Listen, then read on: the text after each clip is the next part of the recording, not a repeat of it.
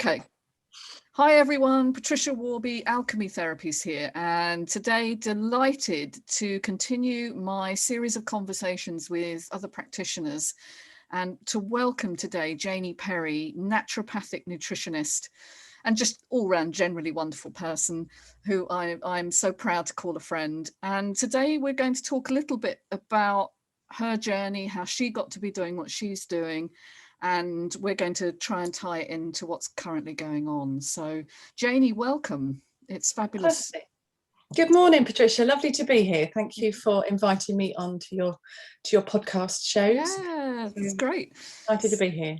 Brilliant, brilliant. So I know that you're very passionate about what you do. I know that you're one of my go-to people if I ever get a sort of nutrition question. So, but I wanted to explore a little bit today about, you know, how you got to be where you are, because I think we all have a journey, don't we, to this understanding, which is so different to mainstream understanding of health. So do you want to just fill in how you got to be doing what you're doing? Sure. Yeah, I'll try and keep it brief for you.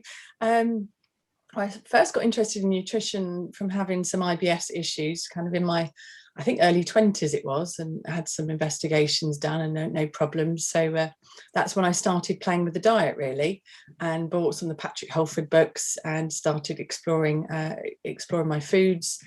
So I was interested in it. So that sort of started it, and the doctors told me food wouldn't make any difference to my sort of digestion and issues that I had at the time, which was basic IBS sort of type symptoms. So, and you know what, as I kind of explored the foods, it did make a big difference. So this was kind of a real revelation for me, kind of, wow, yes, actually food does make a massive difference to how your digestion works, and then to how you feel as well. So that was in the very early doors. I travelled and then came back from travelling, which was a very exciting time. I could talk about that all day, but I won't digress down that avenue. And then coming back from travels, my health started to deteriorate over a couple of years. So I think each winter I was getting various viruses, and each time it was just taking me longer and longer to get over them. So it was eventually sort of diagnosed as a pneumonia virus, and I had a whole host of antibiotics. And I think by the third winter, it sort of took me about 6 weeks off work to fully, well, partly recover from that, because each time I didn't fully recover. And then that really led into a post-viral fatigue, because the kind of third winter I just didn't pick up, and I was very fatigued, very confused by it. Had been very active, was always a very sporty person, did many different challenges and half marathons, 3 peak challenges, all sorts. So kind of when I couldn't suddenly, you know, even just manage to go to work and back, I was really struggling at the time. It's very confusing, very frustrating, not understanding what's going on in the body. And the doctors didn't really give me much help. They would test my iron levels and kind of say, you're okay, push me back to work almost. So I think I limped along in work for another 6 months, and then saw a different doctor who then referred me to somebody else, where I eventually got a chronic fatigue, post-viral fatigue diagnosis. So that was helpful to a certain point, but actually I wasn't really offered anything. Again, you know, the frustration, you kind of now got a label, you've still got a body that's not working well. I think I was offered some antidepressants, but that wasn't the problem. I knew that wasn't the problem. Yes, I was low in mood because my body wasn't working. My health had almost stripped away from me. So I'd already started on the nutrition path by this point. I'd been studying nutrition for about 2 years. So I believed my body could get well, which was huge. Having that light on and kind of having a basic understanding of how the body works, that it has this amazing innate healing process that happens given the right conditions. I was also very blessed to have a wonderful naturopath that I was signposted to, who is now one of my mentors, and he supported me through a lot of my health journey. So there was parasites, there was heavy metals for me, obviously the virus had taken quite a toll on my immune system. Digestion wasn't brilliant. So there was quite a lot of underlying causes, as I now describe them, already going on before the viruses came into place, really. So that was almost like the straw that broke the camel's back. So my healing journey probably took about 2 years overall. I wasn't severe, thankfully, you know, I wasn't completely bedridden, but I gave up work and focused on my health and my studies, and that was enough through the healing stage, so that I could put the time and energy into my health and well-being at the time. So so that's really led me on to how I work today. I've now been, I qualified in 2008 as a naturopathic nutritionist with the College of Naturopathic Medicine. So it's now 12 years since I've been practicing. Well done. Time flies, doesn't it? Absolutely. I've continued on studies over many years, as many of us do, because it's a fascinating area. Natural health is a fascinating area to explore. I followed on with a further year of naturopathic studies, and that really has cemented my approach on how I work with my clients now.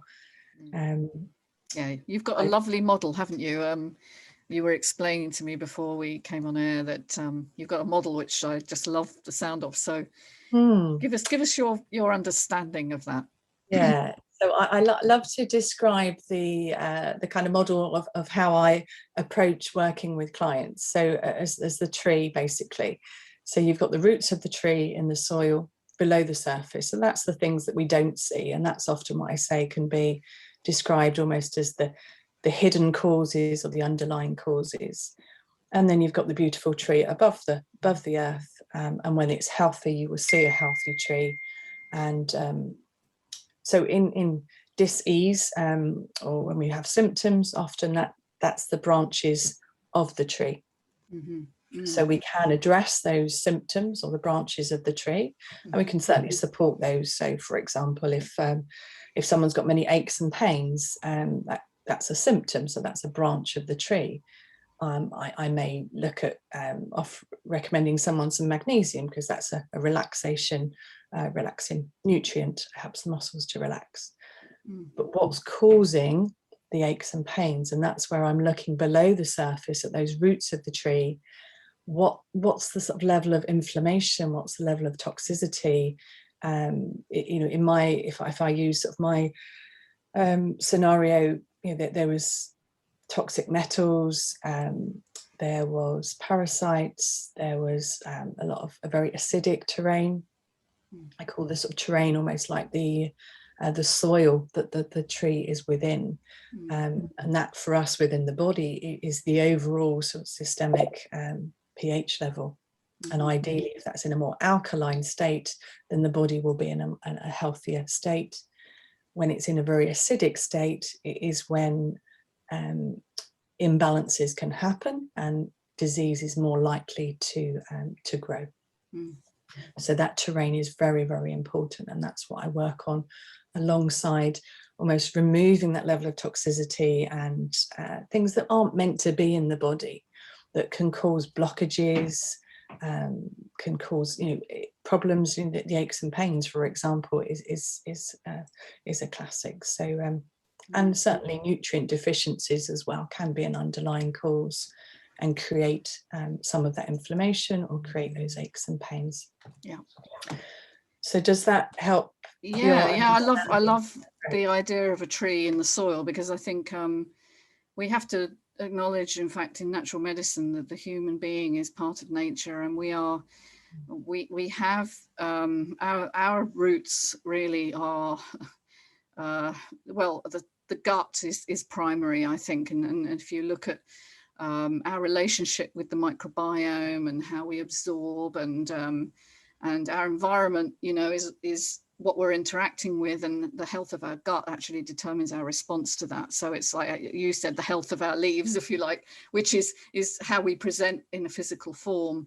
Our cells, our cellular health and so on is such a big part of whether we get health or not. And I know modern medicine, conventional medicine, doesn't really look at the terrain. And I think terrain theory for me was an absolute revelation. And like you, I think Patrick Holford, I think we really want to talk him up a little. I mean, he's obviously well known in the UK, perhaps not so well known elsewhere, but I read his book, I think it was Optimum Health or something like that. It's the big red book, you know, about 15 years ago, I think. And I had studied physiology, biochemistry, pharmacology. I'd done some, you know, basic organic chemistry, that sort of thing. And I knew nothing about nutrition, nothing. And then that was quite a shock to realize that food wasn't just calories, that it wasn't just heat input. It was actually information, and it had nutrients in that you could either absorb or not, depending on the health of your terrain, you know, your gut health. Yeah. Now, for me, that I can remember reading the book and thinking, why don't I know this? Why have I gone through a degree that's supposed to train me in knowledge of, you know, biological sciences, and I know nothing about nutrition? And so it was a big shock. And then realizing, of course, that I had all the predispositions, a bit like you. My dad was actually, he was an engineer, and he used to kind of work with metals all day, every day, and grind them into all sorts of component pieces for other industries. And his workshop, I used to go and work with him in the summer holidays when I was in my teenage years. And so I would come home having inhaled all the metallic dust, and he would come home every day covered in it. I mean, and so it was in our house all the time, you know, and never even occurred to me that that might be an issue. Of course, so I had the metallic sort of input. I also had a lot of chronic stress from, he wasn't a well man. He actually had a lot of lung issues, which no doubt were made 10 times worse by his environment. I've talked a lot about the trauma component, but so I had these predispositions for being highly stressed, very toxic. And the other thing you raised was nutritional deficiency. And I think a lot of people will be surprised about that. I know when I used to work in a regular office environment and I used to talk about supplementation, I used to get eye rolling from most people, you know, like, oh, for God's sake, that's just a scam, because we get all we need from foods, right? So why isn't that true?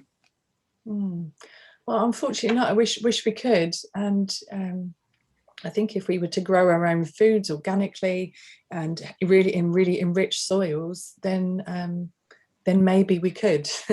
But I think there's two parts to it. I think certainly it's the soil quality now, where farming is kind of overuses the soil, so then the nutrients get stripped out. So I think in the past that the fields used to be left to rest almost for a year and kind of recoup those nutrients. That doesn't seem to happen in our kind of Western farming these days.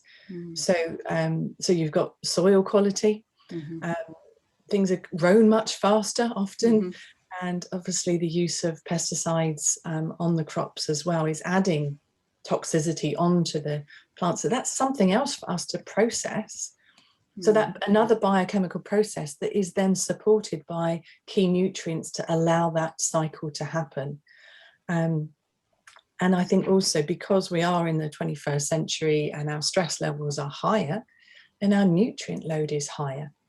When we're under stress, our bodies eat up the B vitamins as the basics, zinc and magnesium included in that. So it's not surprising, high levels of stress, poor nutrient quality on our foods, then we are going to have these quite large nutrient deficiencies. Magnesium is one I've mentioned already, and it's a really easy one for us to spot. Often people will have the aches and pains is basics, the restless legs, low energy. I mean, magnesium is one of those nutrients that is just used by hundreds and hundreds of processes in the body. It helps with our sleep quality, it helps with the stress and the anxiety. So that's a kind of a really easy one to spot that someone could be deficient in. Yeah, I think you're right. The magnesium, B vitamins, they're my main ones. My main awareness is vitamin C is often lacking, D as well. because we don't spend enough time outside, and particularly in the UK, we can't make vitamin D between October and April anyway, because of the angle of the sun. So there are common deficiencies that I didn't know about. And the absorption, of course, is the other thing, isn't it? You can be eating good foods but not absorbing, which, you know, I was vegetarian for 22 years, I think, and I believed I had a good diet because of that. But of course, I was eating a very Western version of vegetarian, you know, lots of pre-packaged vegetarian frozen meals and things like that, you know, really wasn't that healthy. So, yeah, so the absorption, what gets in the way there? Oh, many things, Patricia. So, you know, our digestive function, just to understand the basics of that, you know, people don't realize that digestion starts in the mouth, really. You know, we have to chew the food, and the only place we have teeth is in the mouth. It also then mixes our foods with saliva, which contains the enzymes, mainly amylase, which breaks down your carbohydrates. So that's the start of digestion. So people are eating on the run, you know, just not taking time to sit and chew their foods more mindfully. And it also goes down to the stomach. It's mixing with the stomach acid and starting to mix in with, starting to break down in our actual stomach.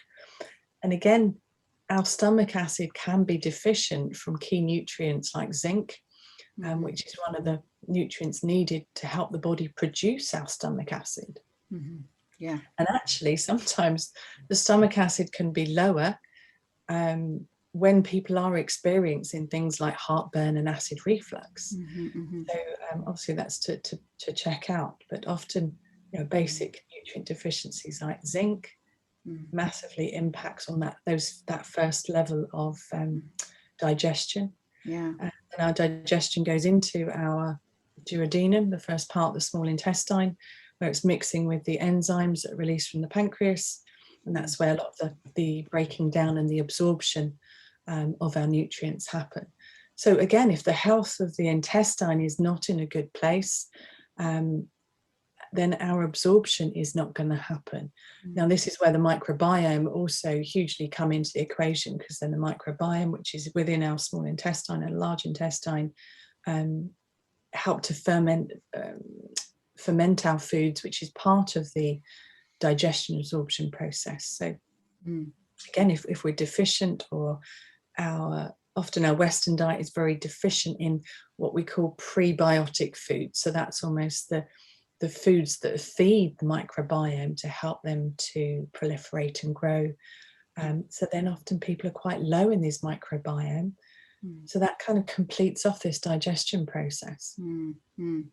Yeah. So there's various parts of the digestion that could be affected. And then often elimination is often a problem. You'll get people with quite chronic constipation, and they're holding on to a lot of waste, which isn't great in our unfortunately, very toxic environment we already live in. Patricia, you'd mentioned your experience of the exposure to the metals within your father's work, you know, just from perhaps going there sometime in the holidays and him bringing that home. And that blocks a lot of our pathways. And could that also affect our gut and how we absorb? Quite possibly. I think so. I think you've again, you've raised some important points there. The low stomach acid is really interesting. I think there's a lot of people that suffer from that. And then the conventional understanding is that that's high stomach acid and should be suppressed with drugs that reduce the amount of stomach acid.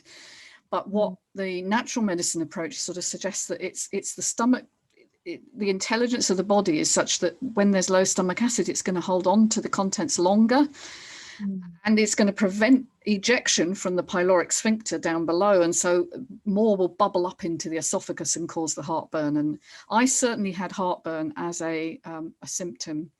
I also had gut issues. They're very, very common, aren't they, in childhood, actually. I think you said your IBS started quite young. Yeah. I had bouts of constipation. I had what we used to call a grumbling appendix, all right, which is basically one of those terms where they have no idea what's wrong with you and they're just calling it something. Yes. I never had to have my appendix removed, but they always suspected it. But I think that was probably a misdiagnosis. I think it was just my entire gut was inflamed with this metal exposure, and then my relatively poor diet when I was growing up. I was addicted to sugar. I've talked about that before. So I think lots of people need this understanding in order to kind of move forward in their health journey. And I know that that's what you encourage with people. I wanted to kind of ask you a little bit about the kind of environment we're in right now, because you mentioned stress, high stress being a really big factor. And I can't think of another time in my lifetime. I mean, maybe during the 80s when there was a sort of threat of nuclear extinction or something. I do remember that. But certainly this has been the most consistently stressful time I've ever lived through with what's going on, with the pandemic and everything. So can you sort of tell me a little bit about your understanding of what goes on in the body during high stress? So during high stress, yeah, certainly, certainly sort of stress and fear. We have two parts of our nervous system, if I kind of go back to some basics for people who might not understand this. So we've got a sympathetic dominant side of the nervous system, which is where when we're in stress, kind of fight and flight mode. You might have heard it, others might have heard it called as. So this is when we're under stress. The other side is the parasympathetic side, when we're resting, digesting and repairing, when the body is actually able to repair. So ideally the body would be in some in the sympathetic and some in the parasympathetic side of the nervous system. Now what I see certainly in the chronic exhaustive conditions that we specialise in, Patricia, and I'm sure you see it in your trauma clients hugely, is that people are almost stuck in this sympathetic, we call it sympathetic dominance, then kind of stuck in this stress mode. It's almost become habit that people are just living life so fast almost that these natural pauses that we used to have don't seem to naturally happen.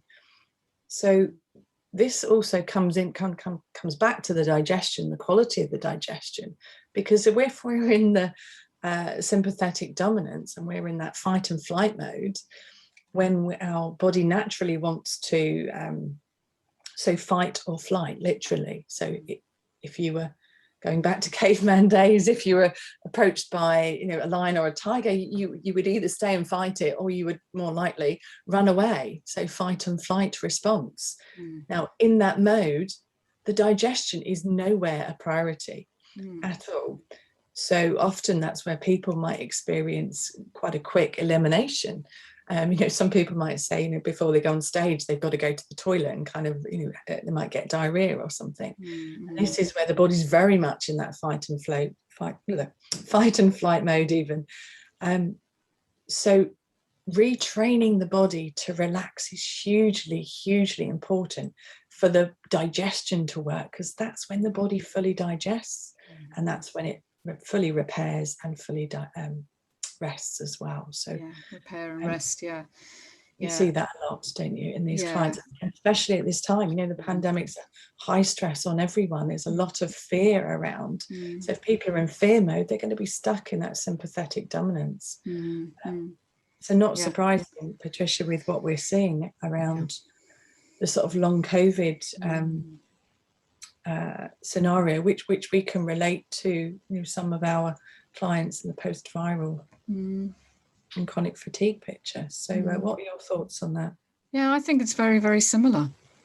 I think what long COVID has exposed is the hidden predispositions, the long-term stresses and nutritional deficiencies of many of these people, and it's not their fault.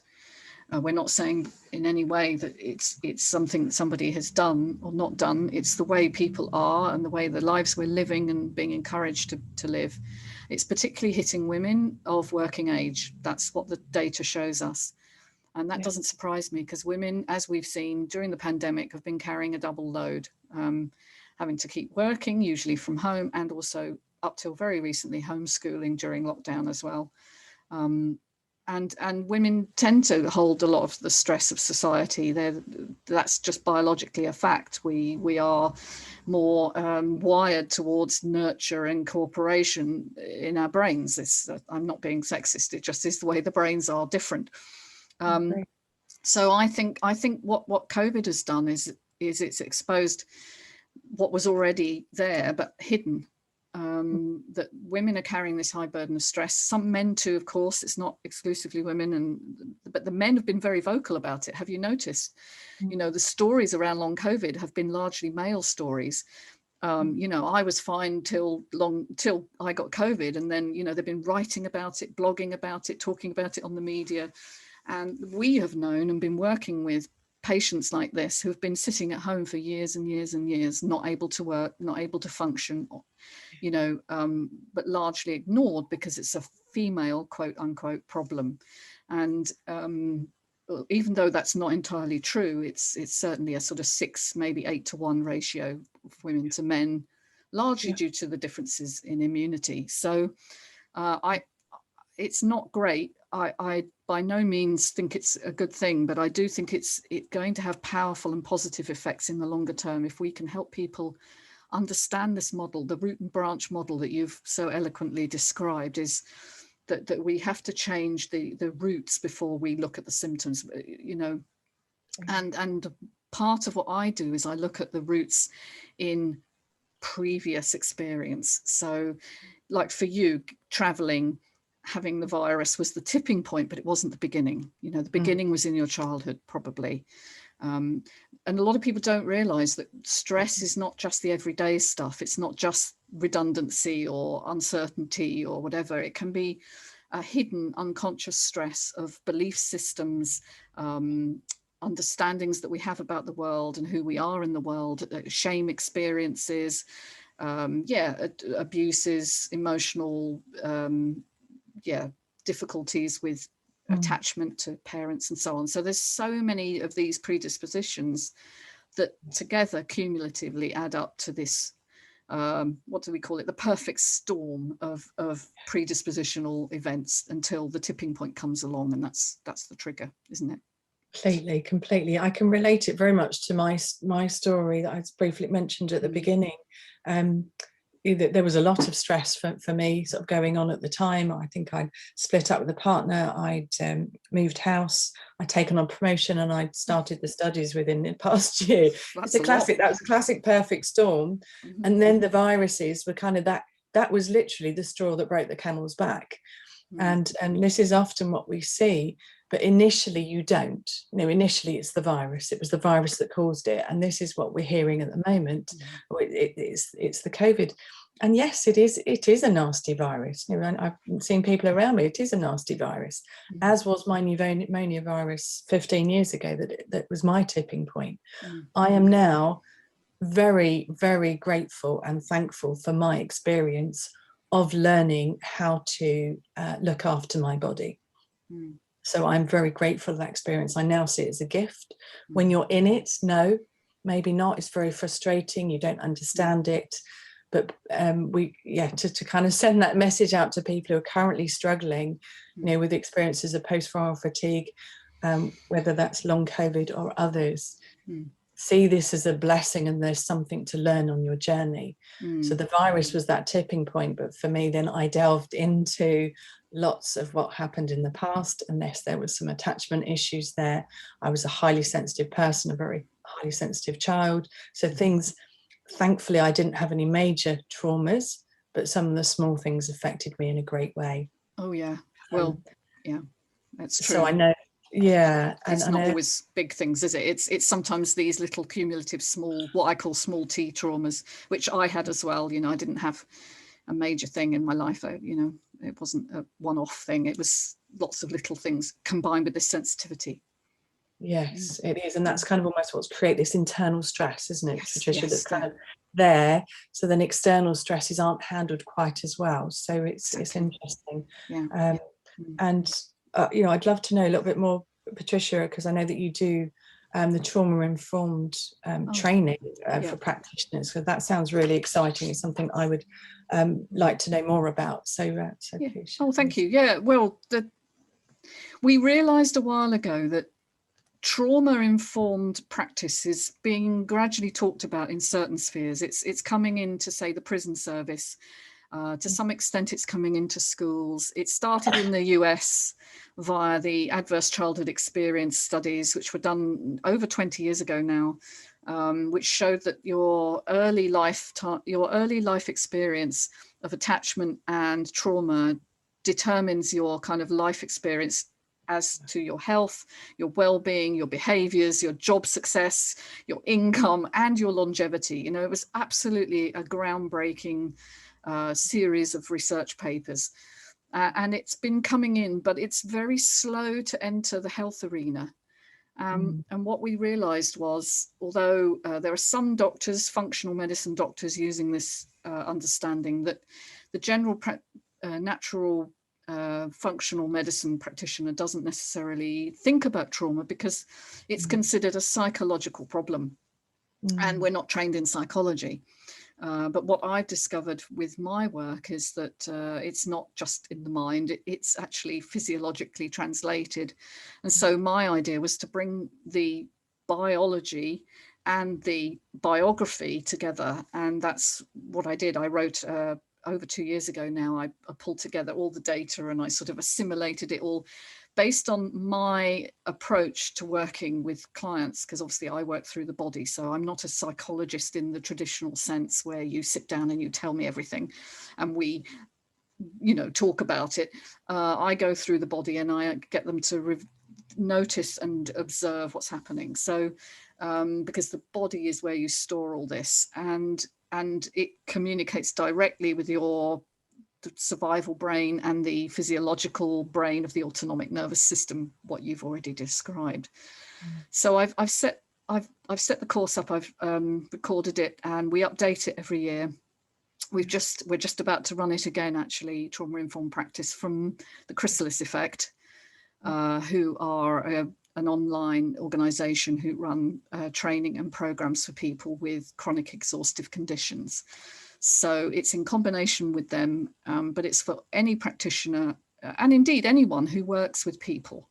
All right, so it's not limited to practitioners, but it is geared towards, you know, people working in nutrition, body work, these sorts of modalities, and very exciting to do, and very exciting to kind of make these links, as I said, with COVID and the societal trauma that we've gone through. As being the tipping point for many people. And we're seeing this huge increase in mental health problems with, you know, particularly people who've had to isolate for so long. As we're social creatures, this is going to be very difficult for us. So I'm excited to bring that information out. And, you know, obviously I'll put links in beneath the talk if people want to sign up or are interested in getting more info on that. But thank you for asking us. Yeah, it's just an exciting time. And I know for many people it's frightening. And particularly if you have longer term symptoms, this understanding that it's a gift is going to be a long way away yet. All right. And certainly wasn't true for me at the time. I really was frightened. I felt like I'd failed somehow. My body had failed me. I was in a great deal of distress around that.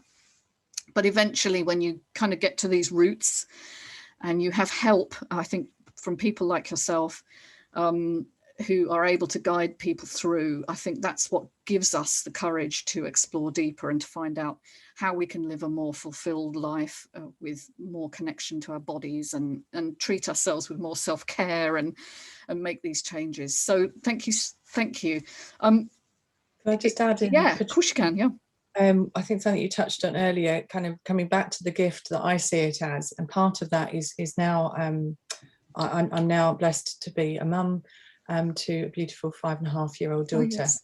So following my chronic fatigue journey, post-viral fatigue journey 15 years ago, it took us a little while to conceive. So my body was obviously still trying to get back into balance, and thankfully we were. But I'm very grateful for the experience I had, because it's made me a very different mother to what I would have been if I hadn't had that experience, because I've learned so much about what affected me. And you know, the attachment has been hugely important for me to pass on, you know, to give to my daughter as much as I can. I'm not a perfect mother by any means. Well, we're not perfect. but But beautiful, also beautiful. what you said, earlier on, just around that, the load on women, certainly through, and some men as well. I'm not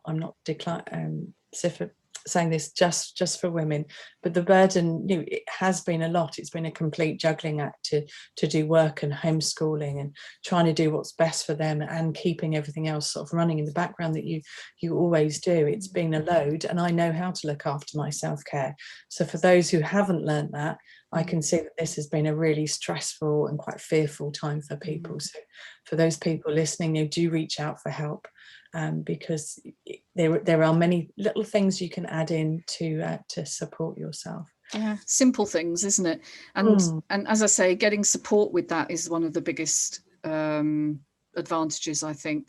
But yeah, a very good point you've raised. Again, you always manage to, that when you do the work for yourself, you don't just help you help all the people that you love. Particularly, you stop it passing on down through the generations. This vulnerability to stress becomes much more easily manageable when you know what you're dealing with, and you know what the triggers are, and you know how to intervene and prevent that happening for your children. So this information is just so vital. And yeah, so I just wanted to thank you. And if people want to get in touch with you, how do they do that? Sure. I've got a website. So my website is happy-bean, bean.co.uk. And my email address is on there as well, and contact details, so people can get me through the website. Brilliant name, Happy Bean. Love it. It was Happy Bean. I think when I was thinking about, what shall I call the business, and I wanted to combine the nutrition, the naturopathy. I also do reflexology, and I'm a trained yoga teacher. So I wanted to combine all of that into one thing. And for me, it was about getting back to my happy bean self. After, and I love beans, and I think Beanie was one of my nicknames. So now we know. Happy Bean kind of resonated when we thought of that one. A little bit of a fun thinking about names. So it's very important to find a name that resonates, isn't it? And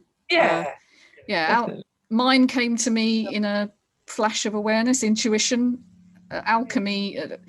At the time, I didn't really know what it was. It was like, oh, that's some weirdo thing that old magicians used to do, isn't it? And then, no, it's actually about transformation. And I thought, God, that's good.